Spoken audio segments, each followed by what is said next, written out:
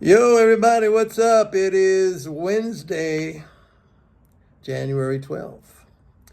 Um, so we had an inflation report today at CPI up 5/10. That was about roughly in line. Headlines, of course, are making a big stink about it. It's the highest in 39 years. Look, inflation is up. Prices are up, I should say that. Inflation is a continual, definition of inflation is a continual rise in prices. We've had a rise year over year, no question about it. What, up 7% year over year or something like that? And that's the highest, I guess, in 39 years. It's not cool, but that's pandemic related. That's due to supply shortages. I want to say one thing about inflation. It has nothing to do with the amount of money. If I make more money, if I have more money, I don't go out and ask to pay a higher price. Inflation has to be a function of a price setter somewhere. Somebody has to raise the price. Just because I have more money, look, I'll give you an example. 2 years ago, I had to replace the tires on my car. I think they're about $350 each. They're high performance tires. And so what, it cost me like $1,400, $1,500, something like that. But these tires don't last very long. They're like semi-slick. I got to go change them again. Now each tire is $550. I didn't, even if I made more money, I'm not going down to the tire dealer and saying, okay, can you please charge me $550? No, I still want to pay $350. He has to raise the price. And he raised the price. Somewhere along the line, there has to be a price setter. It could be, and it's usually really the case of a monopolist in the government. Now, I'm not saying the government raised the price of my tires, but that is the main price setting force. Now, there are other forces within the economy, large enterprises that dominate markets or whatever. And when you have supply shortages, some vendors may decide to raise the price because the price has been raised on them. So it's a price setting issue. It has nothing to do with the amount of money in the system. It has nothing to do with the amount, with how much additional income I may have. I don't go out and ask to pay a higher price. Nobody does. Nobody does. It's price setting. And this goes back to something I've been saying now for a long time. When the central bank sets rates higher, that is price setting higher, it raises the general price level. And you can see that in non-perishable commodities, that the futures curve steepens. As you go farther out, it reflects the higher storage and finance cost. I mean, it's very academic, very academic. The other thing I want to talk about is savings. Like, there's people out there who say, well, we got to save more and then we'll have more money to invest.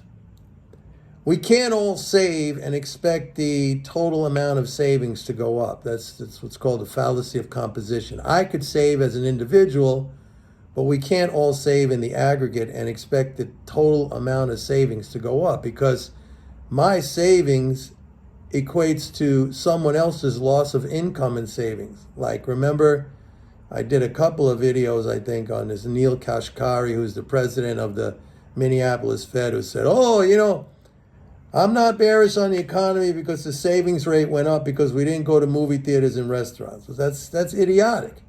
I mean, if I don't go to a movie theater and a restaurant, then the movie theater and the restaurant owner is going to see his or her income go down, and with it, his or her savings go down. I mean, in order to net save, some entity has to net save or spend more than they save, and that's the government. We saw this very clearly. If we're talking about dollar savings in US dollars, dollar financial balances can only go up for us, in the aggregate, if the government spends more than it saves. That is a net addition to the non-government's financial balance. We saw this very clearly in 2020 with the big pandemic stimulus. when savings went from like 400 billion to over 6 trillion. Like, come on. That's unbelievable. I mean, if you look at that on a chart, the spike is, I mean, it is astronomical. Then it came back down as taxes were, reimposed. They started collecting taxes again. Taxes take away those savings. We can't all save and then expect at some point down the road we have a bigger pile of savings to invest. I mean, it just doesn't work that way. It just doesn't work that way. Somebody has to dis-save, has to spend more than they save. Now, if you look at a country like Japan, let's say, or China, right? They save in somebody else's currency. They save in our currency. So their government maybe doesn't have to run a deficit because they're net exporters and they save in dollars. If we want to save in yen, or if we want to save in yuan, or if we want to save in Canadian dollars, or if we want to save in euros, we would have to net export to those countries more than we import, and then we would end up saving in those currencies. We would have a stock of euro or a stock of yen financial savings. But there's only way to have a net surplus of dollar financial savings, and that is if the U.S. government, which is the monopoly issuer of the dollar, if they issue more dollars to us than they take away in the form of taxes. That's it.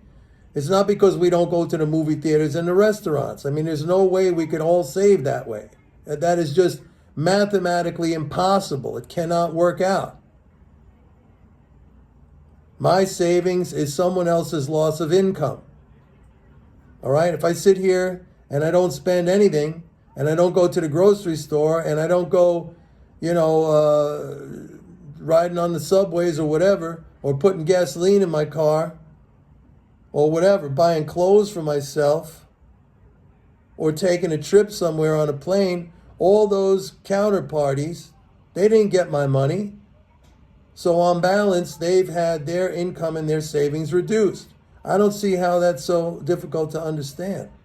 I mean, it's a balance sheet. On one side is a plus, on the other side is a negative. Me, I might have a plus, but that equates to somebody else's negative. So somebody has to be, that other person who has the negative, they're facilitating my saving. Okay? Now the government can provide those savings because it's a currency issuer, and it costs nothing. And again, that's not a, I'm not saying, hey, just, print money like crazy. And then, I'm going to have some nut jobs on here in comments, certainly saying that that's what I said. But, it's all, at the end of the day, it's not about the money. It's about the availability of real assets. Do you have the labor? Do you have the natural resources? Do you have the brain power, the innovation? I mean, it's all about that. If you run out of that stuff, then that puts a limit on what you can do. It's not electronic, debits and credits. There's no limit on electrons, okay? It's like the famous, and I put this thing up many times, and you can Google it, that famous back and forth between Alan Greenspan when he was the Fed chair, and then at that time Paul Ryan, who was a congressman. Paul Ryan was like asking Greenspan, hey, don't you think it would be better to go to private accounts for Social Security, that would be more secure?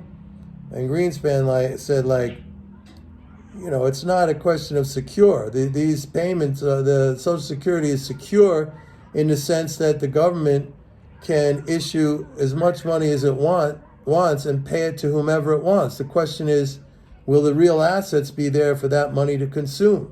And you could see fucking Paul Ryan, man, it just went right over his head. He just was staring at it freaking didn't even understand what Greenspan said. But Greenspan said, look, the government can print money. It's not a problem. The checks are never going to bounce. The problem is, are you going to have the food? Are you going to have the health care? Are you going to have the places for seniors to live? Are you going to have, medicine, maybe some leisure time? You're going to have the real assets for that money to purchase.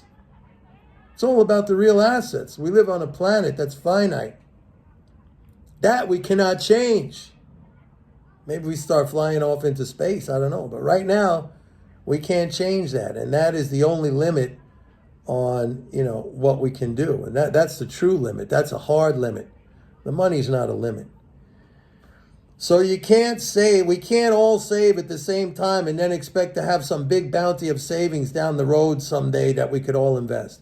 And by the way, higher interest rates, yeah, they may encourage saving for a certain sector or cohort of the economy. We may be encouraged to save more if there's a higher interest rate. But at the same time, it forces others, let's say producers, it becomes more expensive to finance production. So we have less. And without that investment in production, we actually have less. So higher interest rates don't equate to more savings in the aggregate. That's a fallacy too, being promulgated by certain people, if you know what I mean. So that's it, folks. Can't all save at the same time and expect there to be a big pile of cash at the end. It just doesn't work that way. All right? All right, everybody. Have a nice day. Bye.